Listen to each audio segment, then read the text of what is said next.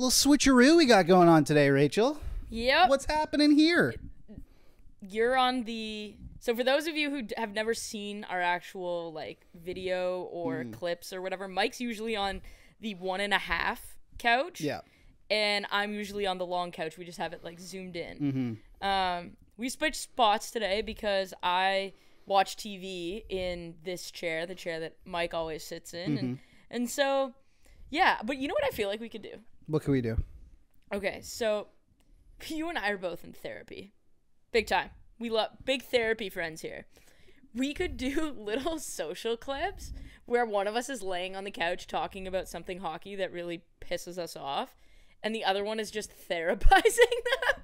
Kind of like Dangle and I was gonna say I want to give a shout out to Blue and White Therapy for from the long running hit Sportsnet segment with noted superstar Steve Dangle and Faisal Kamisa. No, that's a great idea. It'd be like, I don't know, some sort of like, I don't know, NHL therapy or something like that. But it would be great because there's a lot that I think is worth talking about with a licensed professional, aka you and I, because we are licensed professionals. For what? We don't know, but that's what we are. Well, nobody in Montreal thinks we're licensed professionals, but you know what? Now we're raising money for... Yes. We're raising money for Jumpstart, our charity of choice. Go to jumpstart.ca. Basically, Montreal Canadiens fans heard our podcast. Well, I actually don't think they heard our podcast. I don't really think they did. They just saw that we weren't praising Uri Slavkovsky, and so they decided to be very mean. And after I stopped crying, picked myself up, and I realized, man, this is... I'm going to check on Rachel, and instead of being sad, Rachel thought, I'm going to turn this into something good. And so now, for every Uri Slavkovsky point for the rest of the season, we're going to be donating $5 to Jumpstart, or Rachel will be donating $5 to Jumpstart. Yeah, I'm not going to put that evil on Mike. Like me signing up for it does not automatically. I did not have any say in this matter. So why not? But hey, I will chip in. I'm just a very poor man. Like so, but and then on top of that, other people, other Habs people who were being very mean as well, but they're also going to do it. So at least we got something nice out of what was just a very weird situation. Yeah, and you know what? Like, if I'm wrong on Slavkovsky, then we'll have a mea culpa. We're not even wrong. Like, we said that he's coming around. He just hasn't been that great so far for a first overall pick. It wasn't like... And he's been... Holy moly. And if we're being honest, like, the last 25 games, he has been a point a game. Like, he's been great. He's been 17 and 19 is not a point per game. But he's been so much better. Well, he's been so much better. Yeah. And if he continues on that trajectory, then yes, he will not be a bust. He will. If he continues on that trajectory in his prime, you will likely think that he's going to be a point per game player, which is what we said in the podcast. We said if a first overall pick is not a point per game player in his prime, as a forward in his prime, then it's disappointing. I'm not sure because I got it screamed at me about 50,000 times on Friday. Not sure if people are aware that a 19-year-old is not in their prime. Is not in his prime, exactly. But hey, you know. But if I am wrong, and he is not a bust, which to be fair, we haven't labeled him a bust yet. It's just he hasn't lived up to expectations of a first overall pick, and I actually think that's more on the Canadiens organization than it is on him. Yes. Now, that's fine. Someone dredged up a tweet of mine from 2018. First of all, that is lunatic behavior. 6 years ago of basically, like, it was the Habs getting... Do you know how much you've tweeted in the last 6 years? A lot. How much everyone has tweeted in the last 6 years. A lot. But I saw a screenshot of being like, this guy's always... being wrong about the Habs, and it was a screenshot from 6 years ago when the Habs traded away Jakub Jerabek for like a 5th or a 6th, and it was like I was like death taxes and the Habs giving up on a talented young defenseman before he could thrive. And Mikhail Sergachev. Well, I was gonna say like that happened, and also at the time Jerabek, I mean, he had pedigree. Ryan McDonough, ring a bell? Ryan McDonough, like not young, but like they got Lane Hudson coming. Exactly, he's gonna be great. But it was just like crazy times. But Rachel, something great is coming out of it. There is literally zero downside to donating to charity. Exactly. Zero. You know, it And if you want to furthers yell the at me, cause. that's fine. Odds are I'm not going to see it because I've muted everything, and I've also muted a bunch of words and blocked a bunch of people. And I don't understand this whole situation of like, oh, if you block someone, you're soft. No. I govern my social media how I want to govern it. If you want to have conversation and disagreement that's cordial, I have no issues engaging with you.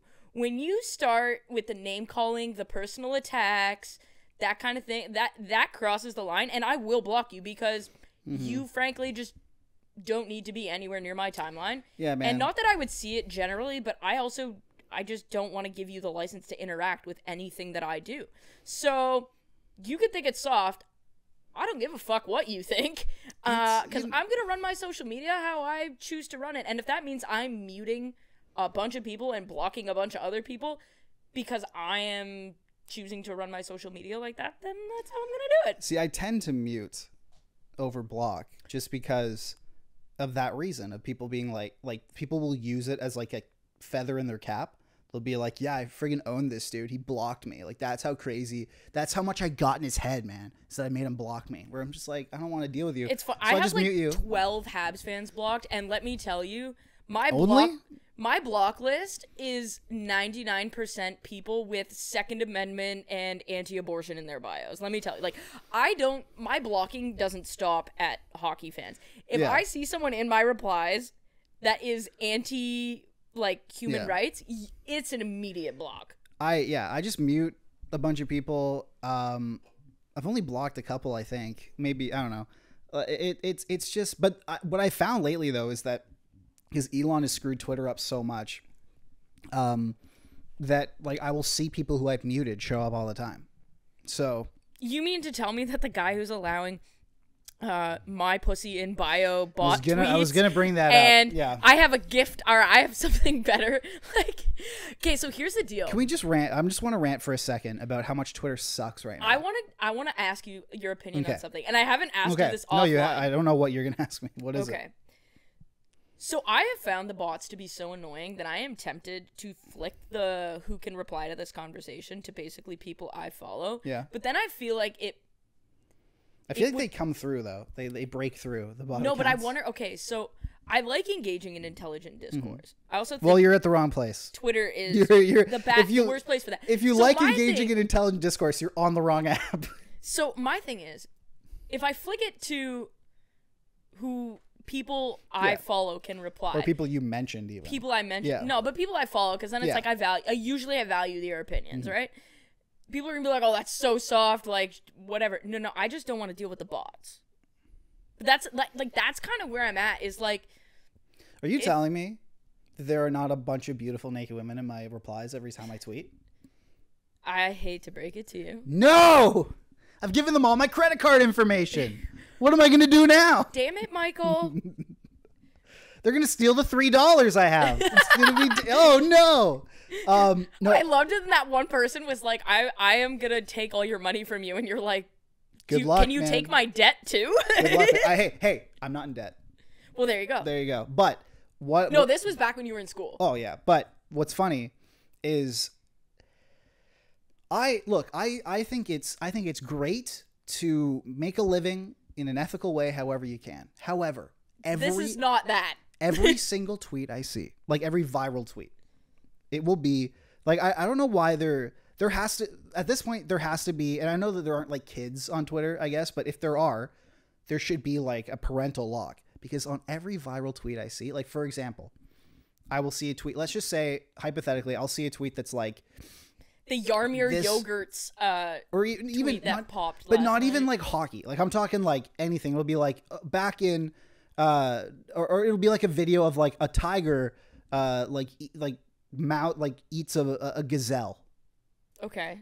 and it's crazy footage, and it'll be from an account called like Crazy Animal Videos, and it'll have like 1 million likes or whatever, and it'll be tiger eats gazelle with fury or something. All the replies are blue check people with OnlyFans accounts responding like, you can eat me with this, and the most graphic video I've ever seen in my life. That is all replies are these days. It's crazy. I'm not kidding. So is it acceptable to turn replies off?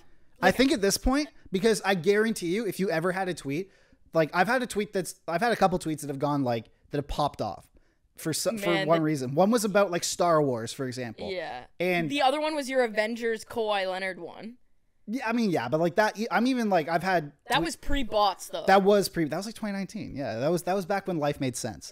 But I guarantee you, go search like any of the big accounts that are like, I don't know, like Pop Base or not even Pop Base, but I mean like the TMZ, just like the meme accounts. Like there's one called like Hurt Copain isn't one. I'm trying to think like a bunch of others. All of the replies are OnlyFans people like replying to that. It'll be like it is with like something to do with the tweet. It's crazy, and it's like 20 of them every time. And I found that you used to be able to like a funny tweet would go out, a viral tweet would go out, and you'd scroll through the replies like YouTube comments, and they'd be really funny or they'd say something interesting. And now it's literally just dick and ass right in my face in the most graphic way possible. And I'm just like, I don't need to see this at 9 a.m. I don't. There's like, okay. Anyway. Basically, I'm just not going to check my replies anymore. I just think, yeah. And I feel like that's probably going to serve a dual purpose. Not going to deal with any bots. Also not going to deal with any nonsense. Because the other thing is if I follow you, I'm going to get a notification when you reply. And if I don't follow you, I'm not. So I guess it kind of works. Anyways, the PWHL. They had quite the weekend, man. This was a monumental. I think it's safe to say, and just because obviously the league is early in its birth, early in its lifespan.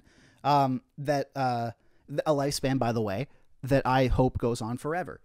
Because it's great. But every week seems to be a monumental week. But this really was. They had the Battle of Bay Street. Toronto. Taken on Montreal. Sorry, I'm stumbling over my words here. But yes, Toronto taking on Montreal at a sold-out Scotiabank Arena. Toronto wins 3-0. Kristen Campbell with a 30-save shutout. But the Mike is so excited about the PWHL. The main story, though. The main story, though. Well, it's awesome because I saw like just the stuff I saw of like young people, like young girls, watching people that look like them and act like them play in front of in a sold out building on NHL ice, like on professional ice, being like, holy crap, I can do this. Like I remember going to my first Leaf game way back when I was a kid, and I don't know, it must have been through some sort my of first Leaf work. game was at the Gardens. That's I was crazy. You were 3 years old. Yeah, like that's, a baby. Yeah. But I remember going to Scotiabank, or not Scotiabank Arena, Air Canada Center. And like I remember even just walking in the concourse and looking through the tunnel to the ice in like the 300 levels, but just seeing that there, I'm like, holy crap, the ice is there. That's so crazy. And like I realized that, young girls, they didn't get that experience that I did. They didn't get that moment like you. Yeah. Like growing up when I was a young girl like you, soccer teams in Germany, like there was never, not to the same extent, there was never like a women's program. Like when I trained in the summers, I trained with the boys. Yeah. I always did. The only sport I ever did that allowed me to be around girls that like where we could look up to each other was gymnastics. Yes. Obviously. I mean, if we're being bluntly honest here, the greatest gymnasts are women. Like Simone Biles is the greatest gymnast of all time, and it is not close. I could not name you I just couldn't name you a male gymnast. I couldn't, off the top of my head, I couldn't. I can name you like 4 male or female gymnasts. So I think it's great. I mean, the other thing I wanted to mention was the actual atmosphere in the building was nuts. It wasn't Raptors in the playoffs nuts, but it was far and away. Like it was Leaf playoff loud. Oh yeah. Like it was loud in there, and it was a regular season game. Like I think there are so many people that are so excited about women's sports, women's hockey, that they're finally going to be able to support women's sports, that the atmosphere seemed, number one, it seemed a hell of a lot more accessible to younger kids. I saw a ton of young kids there. I saw a ton of families there. So they're making hockey more accessible in this city in the way that the Leafs simply aren't. Yes. Right? Tickets are far cheaper. It's far more accessible to go to a game. The athletes show a ton more personality, if we're being very honest about it. And I just really liked that I can go to a Leaf game and I know what I'm getting in terms of atmosphere. I loved that I could go to a PWHL Toronto game, of which I am going on Friday. I'm very excited. I can go and it is the same building, the same sport, and a completely different atmosphere. I love that. It's really cool. It is really cool. Like they set an attendance record for women's hockey. So that it was the most attended women's hockey game in history. Things we love to see. Exactly. 19,285 people. The Leafs have only drawn more than that once this year. It was when Colorado came in, I believe, in January. That's it. Are they good? They're good. But like the Leafs, like the Toronto Maple Leafs, the gold standard of hockey. And this is actually from a business tickets, so I perspective. double checked. This was tickets scanned. So the Leafs have had consecutive sellouts for God knows how long. Mm-hmm. And that's just because every ticket in the building It's always sold. is sold. Yes. So it's a sellout. Mm-hmm. That doesn't mean every seat is always filled. Oh, it's definitely not. I can tell you from. Yeah. Whereas the PWHL game, it was not tickets sold, it was tickets scanned. Yes. People actually there. 19,285. Absolutely brilliant. 10 out of 10. Exactly. Like when it comes to tickets scanned, the Leafs have only matched that or surpassed that once this season. And it was for a marquee opponent.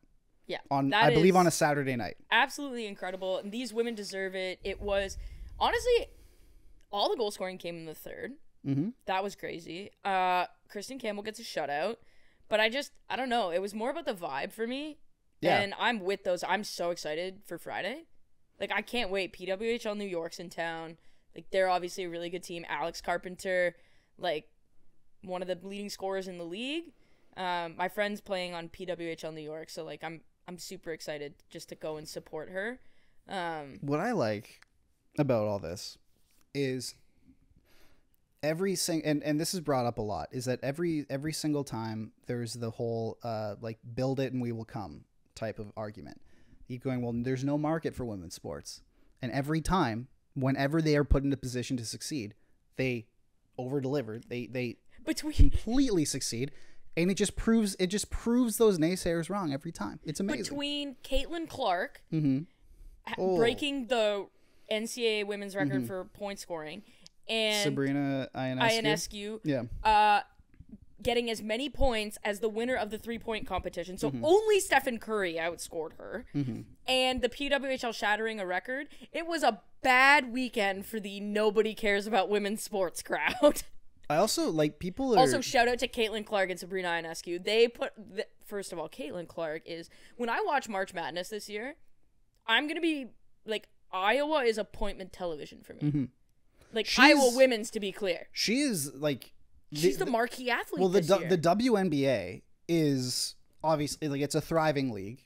Absolutely. And that's because the NBA has put a ton of effort behind supporting it, and so have all the major broadcast partners, which one of those has happened a lot with the PWHL this year. Hasn't happened with the NHL yet. Like, the NHL hasn't formally put their sort of but stamp NHL on it. players have it. That's been Exactly, super which cool. is huge. But like Caitlin Clark is gonna be their Michael Jordan. Like Caitlin Clark is going to be their Caitlin Clark. You know, like because Caitlin Clark's going to be at the NBA All-Star game next year because I can almost guarantee you, Ionescu and Stephen Curry are going to say, we want Caitlin Clark here. Yeah. Because I am not unconvinced that she couldn't win the 3-point competition. Like, she's that good. She blew up from half. You get all the time. You get, first of all, I believe she broke the record with like a pull up from like half court. Basically half court. The logo. Yeah. Basically. She like was it's crazy. She's a just quarter playing of the way back from the she's logo. playing with people. She's just playing, like, just toying with her food. It's crazy.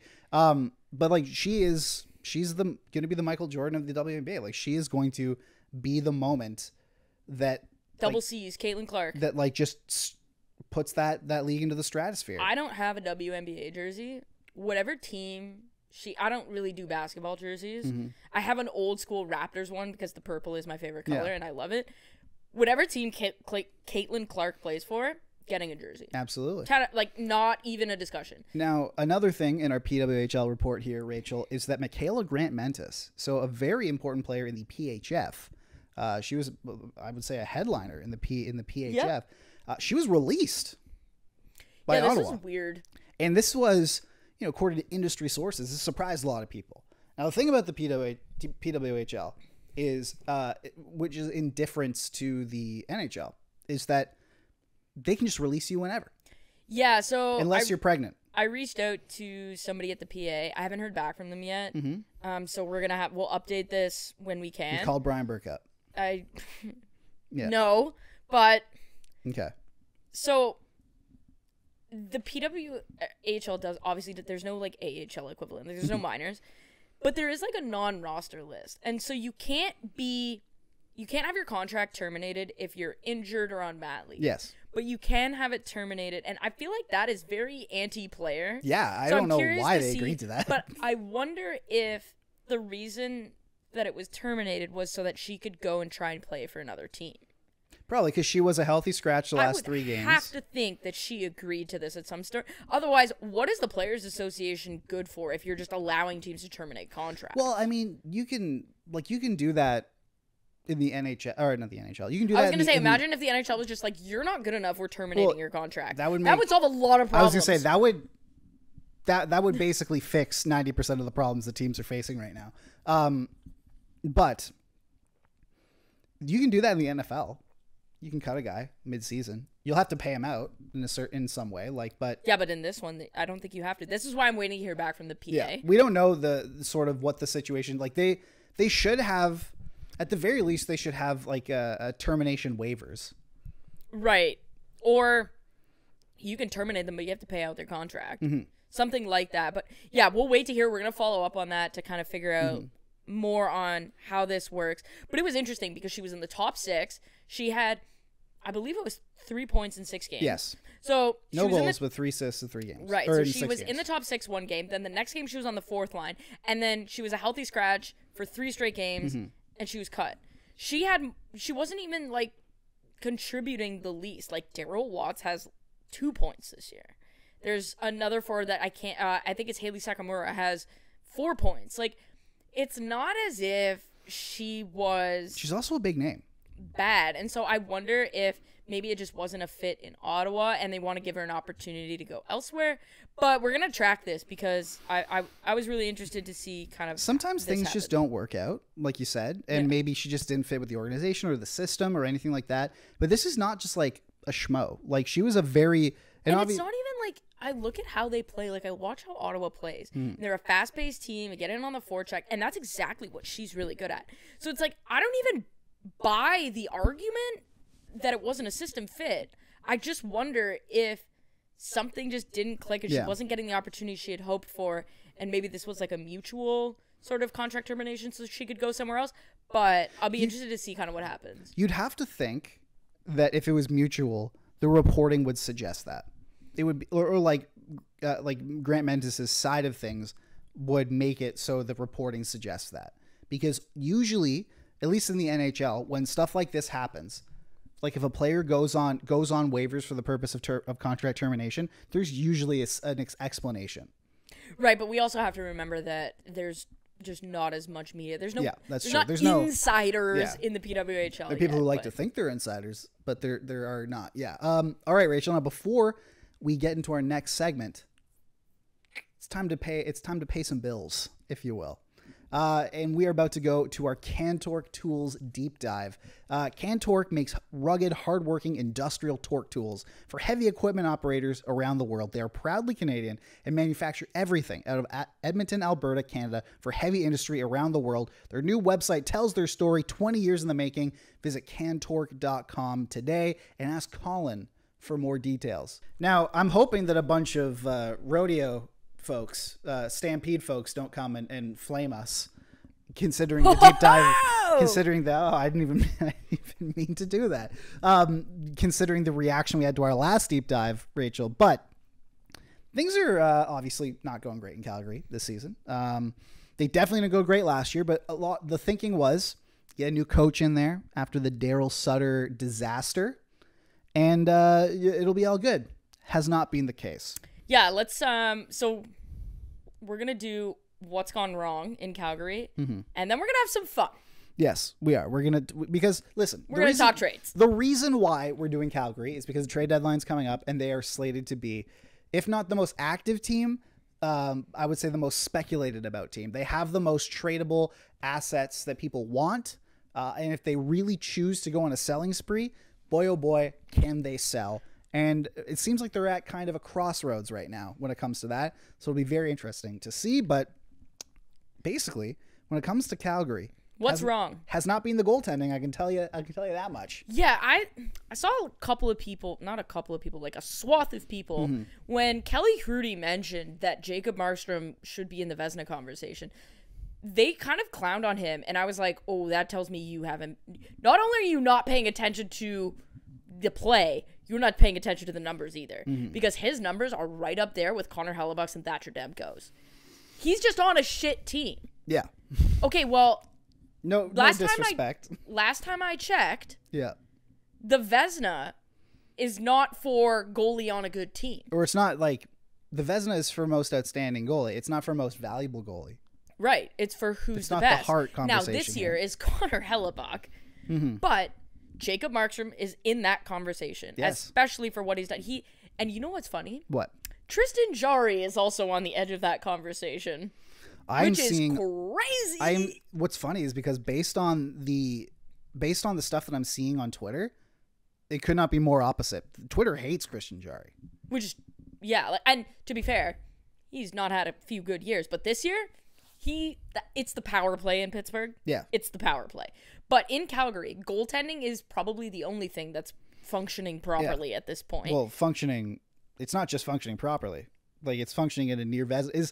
By the way, is Jacob Markstrom the new Bobrovsky, where he just is every other year? He basically alternates being a Vezina level guy every other year. Like, it's because obviously the year before he was nominated in 2021-22, he was nominated for the Vezina. And then last year he was unplayable. Like, it was bad. It was really bad. It was like start of this season Edmonton Oilers goaltending bad. And then this year, now he's right back in the Vezina conversation at like 34 years old. Which, by the way, Jacob Markstrom being 34 years old makes me want to put a bullet in my brain. Remember when Angelo Esposito ran him in the World Juniors? Boy, do I feel old. I feel like Jacob Markstrom has been a top goalie prospect. He's a 34-year-old top goalie prospect to me still. I'm not letting that go. But so it's not Jacob Markstrom's fault. Let's over there. Absolutely. So they're getting deep dive into the numbers. Let's do it. League average in the underlying stuff. So expected goals for, Corsi for, Fenwick for percentage.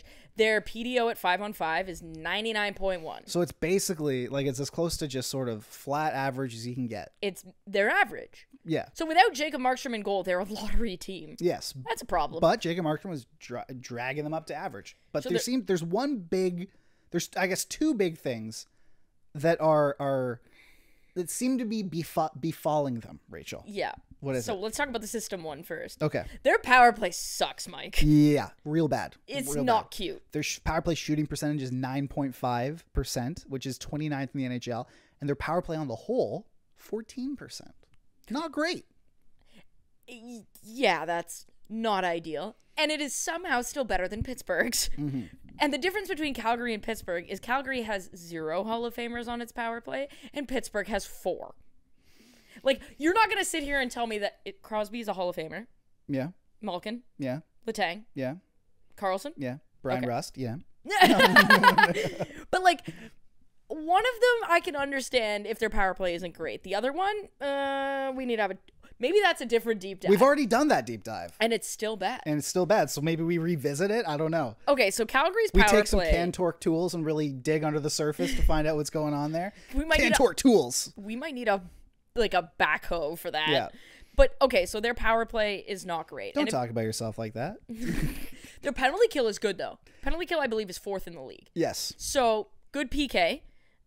Ooh, the top players, though. And this is where it gets This is a big problem with ugly. Calgary. Because even when it was the summer of Brad, remember? When Hot Brad Summer. It had Hot Brad Summer, where you lose Kachuk, you lose Goudreau and all that, but you manage to replace him with Huberdeau and with Kadri, and with Uyghur and all that, and that's great. But none of those, and obviously Huberdeau was thought to be a top end player, but none of those guys are like really like elite players. Like, you find that a lot of teams that win they have these like upper echelon, top 10, in that crust, that upper crust of elite guys. Calgary doesn't have that. Nazem Kadri's a great player, but he's like a second line center contender. On a contender, you need high end talent. Yeah. Vegas had a ton of it, and Mark Stone's a high end guy.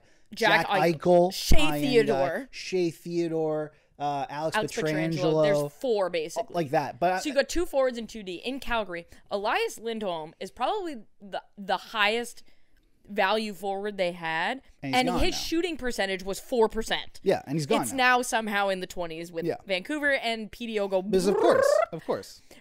But that is not, when you talk about a foundation, you need a top end center at a minimum, a top end defenseman, or like at least a defenseman that's capable, and a good goalie, and a goalie that's capable of going on a run at least. Yeah, like I didn't say Vezina goal. You need a good one. A good one, but a good one that can get hot, because we found that anyone can get hot. Yep.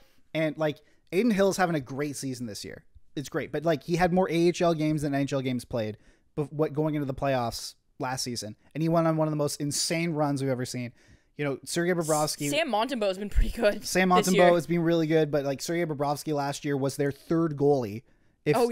Basically, if Spencer Knight was healthy, he was their third goalie. Then he comes in on a run and drags that team to the Cup final. So you look at it right now. You've got Nazem Kadri. Blake Coleman has been pretty much the lone bright spot. Probably should have got the All-Star nod. And that is crazy just in of itself, because Blake Coleman last year specifically.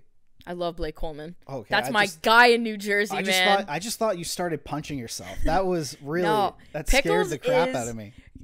Okay, so the thing about Blake is he was still like AHL, NHL, almost like a tweener. Like he really had to earn it the year. He was in his Bobby McMahon era, basically. Pretty much. Yeah. And then he just played he played so hard and exactly the way John Hines wanted him to play that it got to a point where we're like, we can't take him out of the lineup. Mm-hmm. And it was funny because he was also like, he acted as if he had that role. He wasn't one of those like fringe guys that's like, I'm here to stay, and that he was constantly earning it all the time.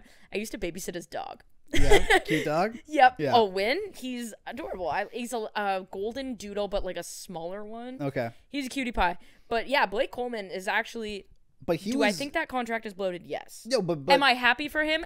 Also, yes. Exactly. Like, well, I'm saying like that's it. What's wild is that Calgary's in the position that they're in when their goalie, who was unplayable last year, is now more than playable again, and when a lot of people would say their worst contract is actually the lone bright spot. Like, it's Coleman. Like, the two of their biggest problems outside of behind the bench was Markstrom was being terrible, and a guy who's making as much money as Blake Coleman wasn't pulling his weight. Now both of those things have fixed themselves. And now you just have Jonathan Huberdeau, who's not pulling his weight, and that's not great. But Andrew Mangiapane, this is a different, because I've heard his name thrown around a little bit, and the thing about Mangiapane is he's actually, from an expected goals perspective, individually, he's getting super unlucky. He's created double the individual expected goals that he's actually scored at 5-on-5. Like, he's getting extremely unlucky, and eventually that changes. Whereas Yegor Sharangovich is the polar opposite. He's got like 12 5-on-5 goals, and he's created 5. So like, that's not gonna last. And Mangiapane is basically the opposite of that. And we've seen Mangiapane score at the NHL level. We know he has a 35 goal season. Yeah, like, to me, that's just, there's some unluckiness that's happening there. But both Sharangovich and Zary are getting very lucky when it comes to what they've scored versus what they've been expected to score. I think Sharangovich has been a bright spot as well. Absolutely. Like, that trade is a great example of a win-win trade. Calgary got a piece that really helps them. It addressed both their needs at that time. That helps them. We love Connor to see a trade Zary like that. is young. He's had some injuries. I really like Connor Zary as a prospect. For a mid-20s prospect, if you can have a middle six forward there, I think you're pretty happy with that. Absolutely. Now, I think one way to get Mangiapane to get great again is to trade him to the Canucks, because that'll just change his his shooting percentage overnight. Like, no, But For like many reasons Rachel, you have a model. that most people think is bad, but it's fine. I don't really care. Most people, including me, think is bad. Fuck your model. No, I'm kidding. So you ran a couple of the sort of like high end players, or I'd say most important players on the Flames through it. I ran the most rumored players. Yes, the most rumored players through it to get some of the best comparables, and I'd love to see what your model pooped out. Okay, so let's start with Jonathan Huberdeau. Let's do it. He's not getting traded. That contract is untradeable right now. If your GM willfully acquires the Jonathan Huberdeau trade, you should euthanize that GM. Like that like it should be bad. So Huberdeau's comps right now are Sean Monahan, Braden Shen, Adam Henrique, who is an interesting comp, and Michael Granlund. So Adam Henrique's getting traded.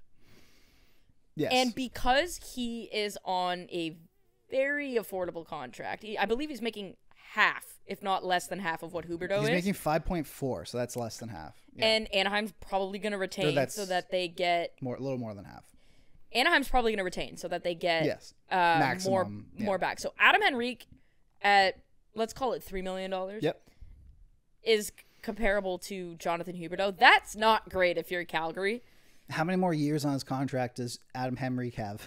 0. Okay, cool. How many does Jonathan Huberdeau have? 7, I believe? Yeah. Yeah, so that I thought was an interesting comparable because Henrique is going to get a first-round pick. Mm-hmm.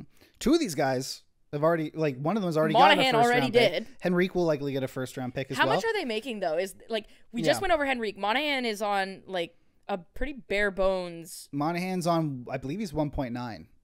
Right. Mil. So yeah, and then Granlund's making 5. That's an overpay, but Granlund's been better than a lot of people thought he would be this year. Is it 10? It's not. It's literally half. It's so 5. Every single guy here is making about half of what Jonathan Huberdeau and is also making. signed for like half of the years. And Braden Shen got his contract after the Stanley Cup, so there's always a tax there. So okay, that's a problem. Chris Tanev, though, this is the first. This surprised me just because of the sheer sort of range of names that came up here. Yeah, so for Chris Radko Tanev. Gudas, who's actually been really good defensively. He wasn't good defensively on Saturday night, I can tell you that much. That was the first. Plus minus is a stupid stat. That was the first. Think about how bad Anaheim is. Yes. That was the first road game this year he's been a minus player. That's crazy. Like, we can say we don't like Radko Gudas for Leaf reasons. But yeah. But on a team that's that bad, to have that stat, that is commendable. That tells me you're good defensively. And that, okay, so now we've got Ryan Suter, who is actually still pretty good defensively, and Brett Pesce, who's, I mean... phenomenal defensively. Yeah. So Chris Tanev, what that tells you is basically there is 0 offense associated with Chris Tanev. Yeah. He actually hasn't been as good on the penalty kill this year. In terms of value, but I still think he is a very valuable penalty killer. He's a right shot defenseman, and so you look at this, Gudas, Suter, Pesce, those are good comparisons. The rumors come out that the Flames are kind of holding out hope that they get a first round pick for him, but I think a second round pick is pretty fair value. Or even like a second and a fifth. Right? I think that could get the deal done. That's probably appropriate value. I think a first round pick is too much. That's what the Leafs are trying to do. They're like, from what I've heard, the Leafs are trying to throw in 2/3 because they have 2/3, so they're trying to give them their 2/3 and I believe a fifth that they have. Oh my God, that's still too much. I still think that's too much. Too much for Chris Tanev. Yep. Really? Well, because if you look at the sliding scale, Michael Schuckers, who has a PhD in analytics. Okay. So before anyone wants to yell and scream, he's a full-blown professor at St. Lawrence University. Okay. So let's maybe take into account that this is a tenured professor of math. Okay. He's got a model that is a draft pick value chart. 2/3 is basically the equivalent of a second. Because it drops off on an exponential level. So would you trade a second and a fifth for Chris Tanev? Absolutely. I would do that in a second. No pun intended. I would think about it. I don't think Chris Tanev is as good as people think he is. No. But it's... If I'm giving up multiple draft picks, it's for Noah Hanifin. Yes, but what I'm saying is I think Chris Tanev, like, we also have to keep in mind that market forces impact trades sometimes more than their But value you don't have to pay their them. value in a vacuum. And like, I think Chris Tanev would fit in swimmingly on this Leafs team. I think he's basically everything they need right now. Oh, see, I prefer Hannafin. I'm not saying that Hannafin wouldn't either, Okay. but I'm saying that Chris Tanev, I think, fits a lot of needs that the Leafs desperately need right now. I mean, obviously they're on a roll right now, but their defense is patched together. Like Marshall Refi played. Yeah, but we're not today. talking about the Leafs. We're I'm talking not- about no, generally. But I'm saying, I'm just using them as an example. So if I'm the Leafs, and I'm the Flames dealing with the Leafs, I go, this player, you need him. So yeah, you're gonna have to pay more. That's Well, just then the I would way. just say then I'm not making the trade. Then they'll like, go this is- great. Then you'll suck. Like that's. But you the know? thing is the Leafs are fine right now. They've won 3 straight I- games without Morgan Riley. I know, but it's. They're fine. But would you not? I would rather. No, do not give up a first-round pick for Chris No. Tanev. No. I'm not And saying that they is should. what Elliot Friedman reported today. Is They're holding out, but for I'm a first-round pick. But If- we were talking about whether or not you'd trade a second and a fifth for Chris Tanev for a playoff run right now. I would. That's just my. I wouldn't. That's my opinion. No. Okay. But I think that's basically the value. Like, a first and a prospect is like completely not so banana. Like, you're not getting that. And you're talking about a player that brings 0 offense. And in the playoffs last year, the Leafs' issue was not defense. It was offense. Mm-hmm. And so why are you acquiring more defense? That is not a problem. You have Jake McCabe. Like, you have Mark Giordano. You have so many players that have proven they are capable defensively. You need offense from the back end. You need wingers. Noah Hannafin would be a perfect fit for them too. So let's go to him. Yes. His comps. Travis Sanheim, Sam Girard. 2 very good players. Those are 2 top 4 defensemen. Sanheim is having a great bounce back year this year, and obviously Sammy Girard, is in We're the. big Sam Girard We're fan big club Sam on Girard this. fans, but also Sam Girard is a very, very good defenseman. They're both, like you said, both top 4 defensemen. Right. Now, Elliot Friedman also reported that Hannafin would prefer to play in the U.S. long term, more than likely.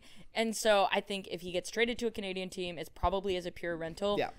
The 2 teams I think Hannafin probably fits the best on in the U.S. with like an extension type of situation are Dallas and Tampa. And we're going to talk about some trade Yes. proposals as well. But I say think Dallas would be. I would pick Dallas as like a legit cup favorite if they added Noah Hannafin and obviously they didn't just give lost Hockenpah Yeah. to injury. Now they've got a top pair of Heiskanen and Harley. They really need somebody.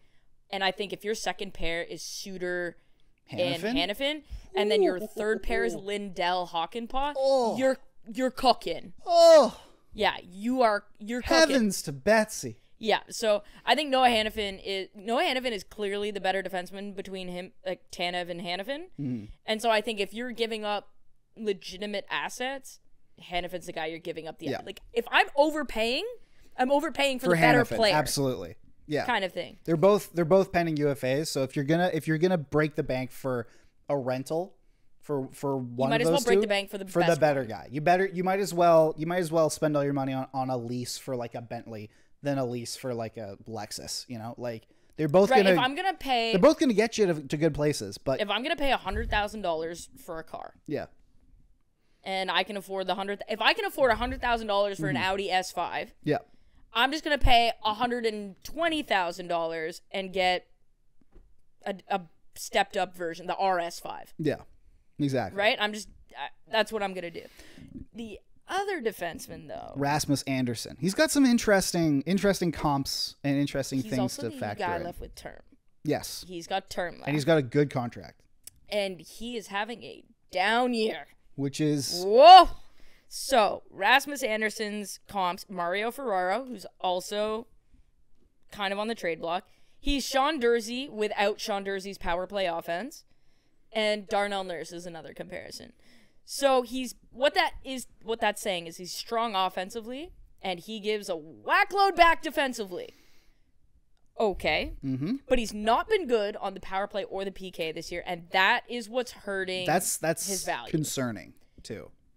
Yeah, I would be concerned about that. But to be fair, no one on the Calgary power play has been good this year. As we've seen, with Elias Lindholm, sometimes all it takes is leaving Calgary for your luck to just completely turn around.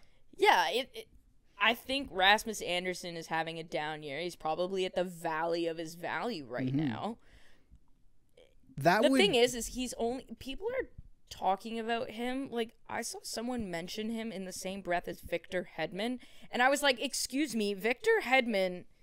What? Like, we're talking about a perennial Norris contender here. Just settle down. And teams, no matter what, fans of teams overvalue their players. We saw this last week with all of the crap. Yeah. So, is Rasmus Andersson a good defenseman? Absolutely. Absolutely. He's a top 4 defenseman. Yes. Is Rasmus Andersson as good as Victor Hedman? Absolutely not. No. So I think when we're talking about this here, someone was like, oh, you need a first and a prospect and I'm like, whoa. Let's pump the brakes. A first and a prospect and a this and a that probably gets you Victor freaking Hedman. Well, Hedman's not going anywhere. No, but you know what? Like, yeah, that's like a player of that caliber. Yeah. Value. Like, you can't say that a guy he's hit 50 points once in his career. Mm-hmm. Victor Hedman has hit 50 points, I'm pretty sure, in like the last 4 consecutive years, if I'm not mistaken. I'm going to look that up. Rasmus Andersson is an offensively minded defenseman who hasn't hit 50 points. Who's hit 50 points once, right? So, like, he's got great pedigree and a great contract. Like, keep in mind, this guy he's got 2 more years left after this one at 4.55. It's very good. For a right shot, puck moving defenseman who can chip in offensively, very good. Victor Hedman has 54 points this year. Yeah. It's February. It's February 19th right now. So, 54 this year, 49 last year, 85 the year before. Yeah. He's got a couple 70-point seasons. He's a machine, man. He 2 just seasons below 50 points. Actually, 2021 doesn't count because he was that was COVID. So he's had 1 season below 50 points since 2017.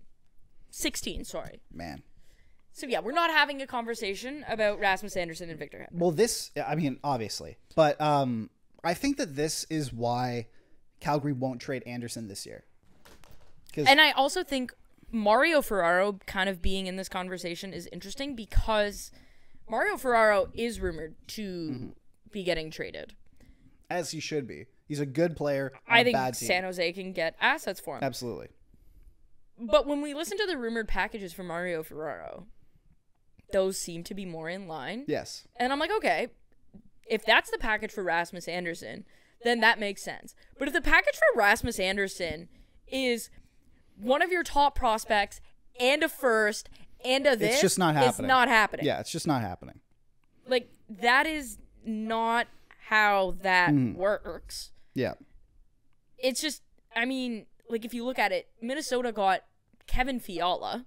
Or, sorry, Minnesota traded Kevin Fiala, who was a second-line player, and got Brock Faber in return. Which is just insane. Like, that... It's a win-win for both teams. Fiala's been decent for LA, and Faber's been LOL for Minnesota. Fiala's been great for LA. He's been a point-per-game guy. You know, he's been exactly what they want. And but then, obviously, Faber is, like, potential franchise defenseman. Like, he's... Right. You know, so it's like a guy who's challenging Connor Bedard for the Calder. But that's a one-piece deal. Yes. That's not a, like, we're not talking about a bona fide prospect and a first-round pick and this and, like, no. That's not happening. You're not even getting that for Hannafin. Mm-hmm. Never mind Anderson. Yeah. Like, be so for real. So, why don't we be not for real, Rachel? Okay. Why don't we go? So what we're going to do this occasionally.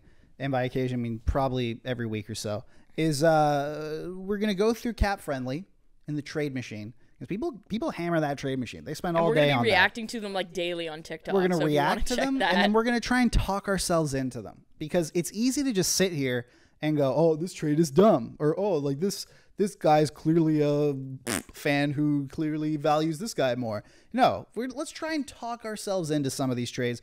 We got 3 on. Tweak them. By the way, all these trades have cleared NHL Central registry. So they're salary cap compliant. They're calorie cap compliant, absolutely. But they're like, these are not just crazy trades. These are all trades that if they were proposed and today would go through.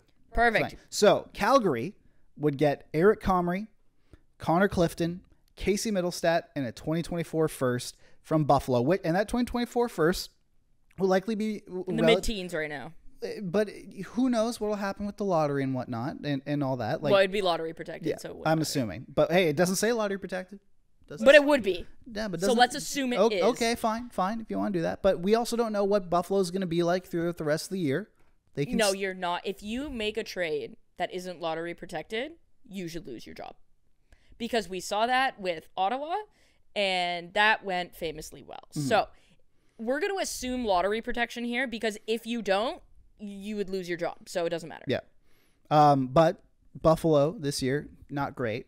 So that will be in the teens. In the teens, but like maybe higher teens. I'm talking lower, 13, 14, 15. Lower teens. Yes, exactly. I'm not talking like the 19th overall pick. No. I'm talking, yeah. So yeah, Comrie. So Calgary gets Comrie, Clifton, Middlestat, and a 2021 first or 2024 first. And Buffalo in that exchange gets Jacob Markstrom, Rasmus Anderson, and Kevin Rooney. Yeah, that's not going to work. Where's the problem here, Rachel? So I think skeleton-wise, you could do something. You're not getting both Markstrom and Anderson for that. Mm-hmm.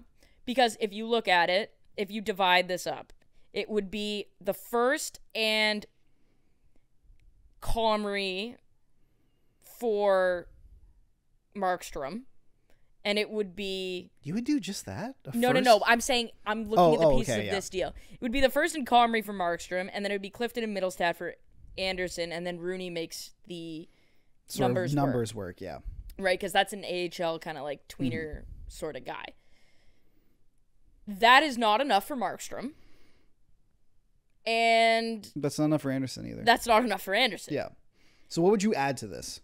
So... Like your Calgary... First of all... I look at this and I go, if I'm Buffalo, first and Casey Middlestat for Jacob Markstrom is probably what you're looking at.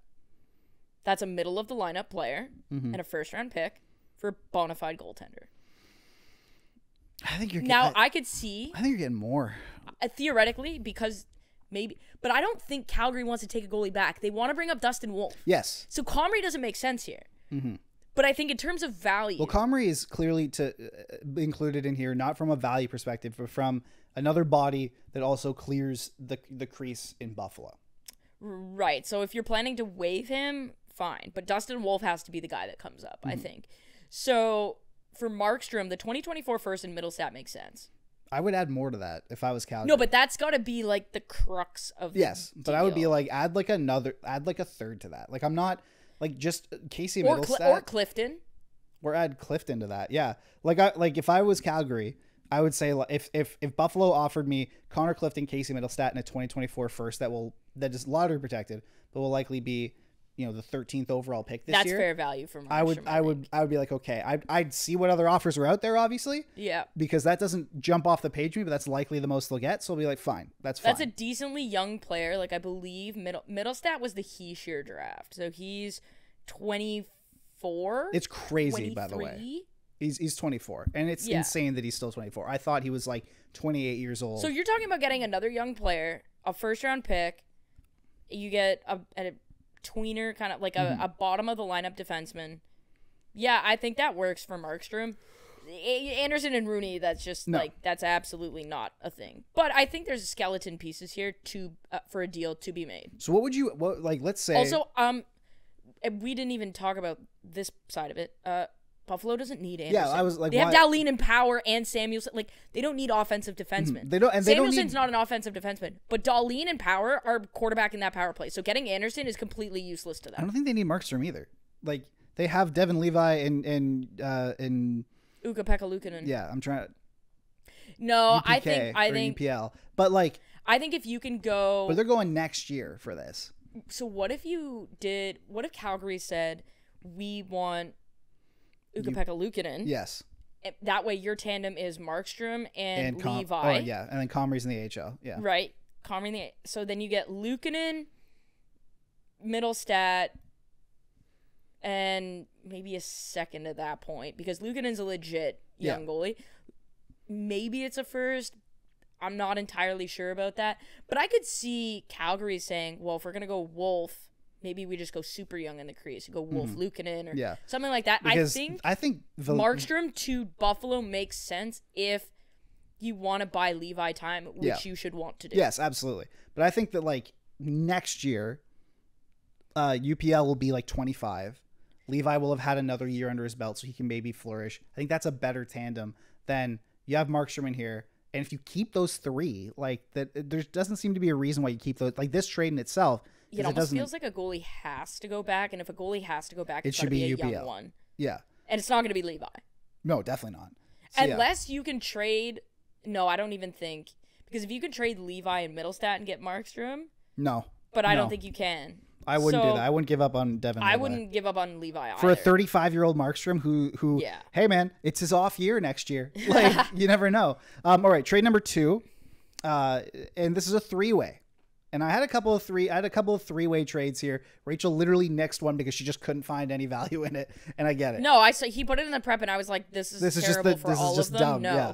But trade number 2. So this is a 3-way trade between the Flames, the Hurricanes, and the Lightning. As Patrick Alvin would call it, a fantasy trade. Exactly. This is a fantasy trade, but a 3-way trade.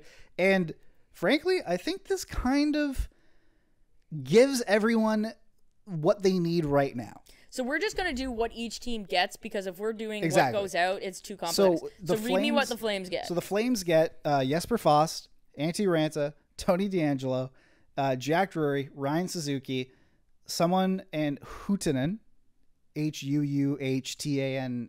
I didn't put the Kasper Holtonen, maybe. Holtonen is like I don't know. It's Huuhtanen. Okay, it's a prospect. Yes, that's playing overseas, likely in Finland. A 2024 first. I'll be honest, no idea who it is. Yeah, I don't know if you've misspelled this or not. But no, that's the right spelling. It's Huuhtanen. No. 2024 first from Carolina, a 2024 second from Philly, a 2024 third from Tampa, and a 2026 first from Tampa. So to recap, the Flames get Jesper Fast, Antti Ranta, Tony DeAngelo, Jack Drury, Ryan Suzuki, Huuhtanen, Carolina's 2024 first, Philly's 2024 second, Tampa's 2024 third, and Tampa's 2026 first. Okay, you need to simplify this. The Flames are getting 3 forwards, a goalie, a defenseman, 2 first-round picks, a second and a third. That's what they're getting. They're getting two. They're getting two firsts. Yeah. Okay. The Canes get Jacob Markstrom, Andrew Mangiapane, and Connor Zary, and then Tampa gets Noah Hanifin and Daniel Vladar. So then that leaves you with Ranta and Wolf as your goaltending tandem. Mm-hmm. You replace Hanifin with DeAngelo. Okay. Jesper Fast takes Connor Zary's spot. Jack Drury takes Andrew Mangiapane's spot. Rough. Ryan Suzuki and is just firsts. There. 2 firsts. First of all, I'm just going to say this would never happen. Yeah? This would never happen. Why not? Do you know how old men make trades in the NHL, Mike? This is fantasy hockey. That would never happen.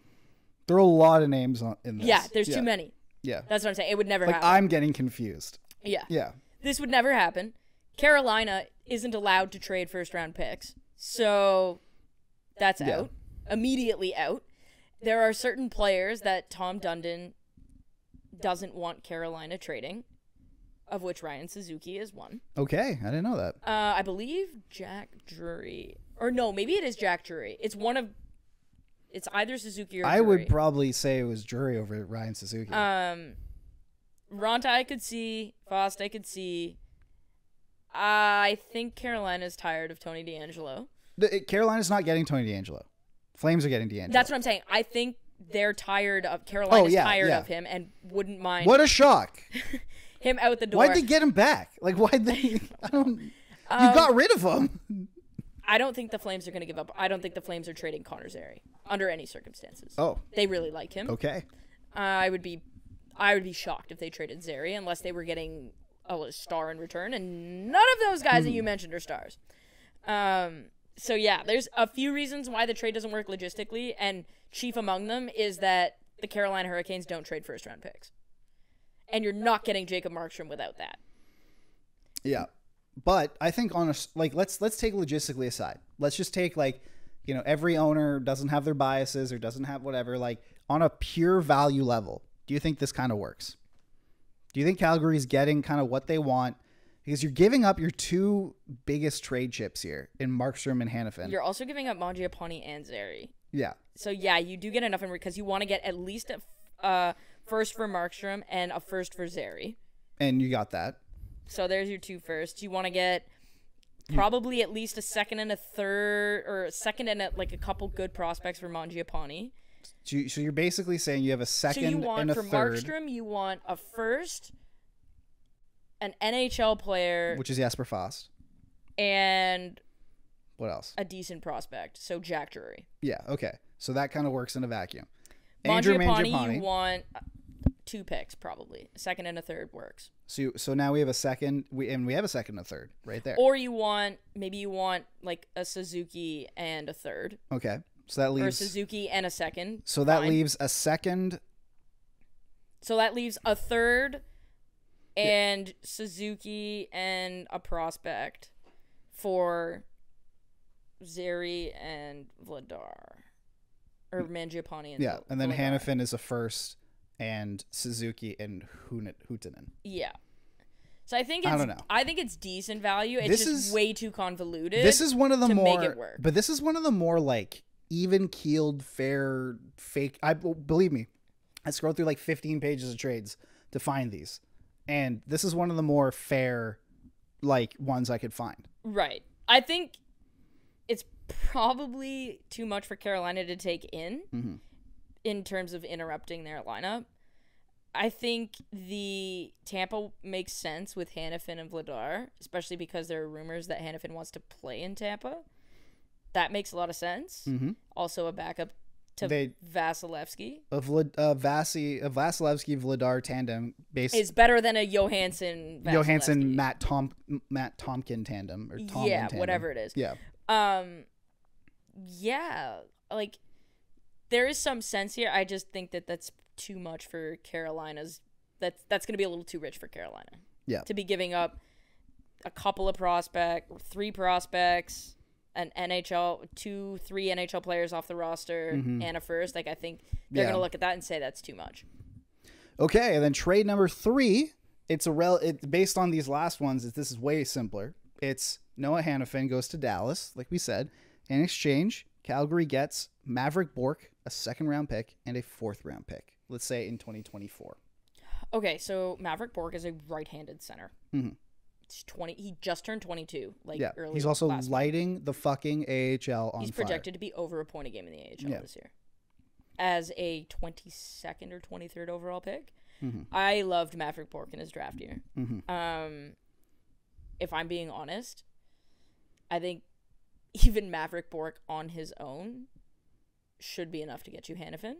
I am not convinced that Dallas will trade Bourque for a rental. No. I certainly wouldn't. Now, if Hanifin comes with an extension. Okay, so yeah, let's say Hanifin comes with like a. Because the one thing you have to point out, and it's yes, Maverick Bourque is a high-end prospect.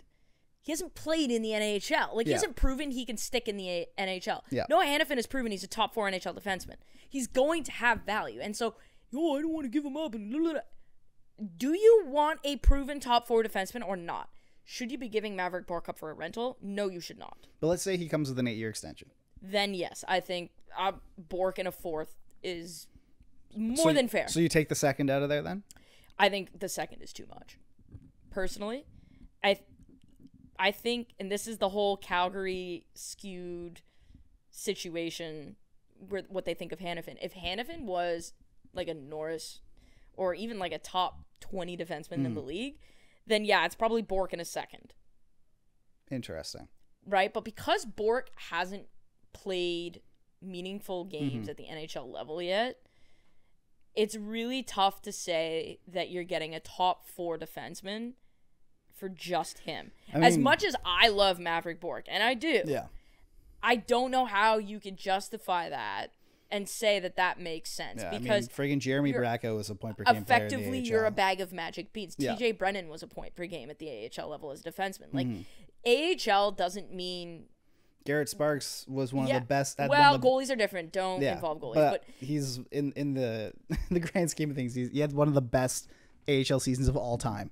And yeah, I'm not including goalies in this Yeah. conversation whatsoever. But I think okay, with then Noah- Travis Dermott lit Yeah. the friggin' league on fire. but that's an NHL defenseman. It's an NHL defenseman, he's but he's proven he can play in the NHL. he's like a number 6.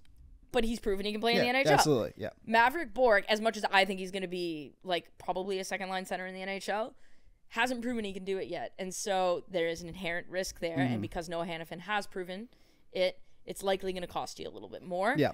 But if I'm Dallas, I like Noah Hannafin, but unless he's coming with some sort of extension, you are not getting Maverick Bork. All right.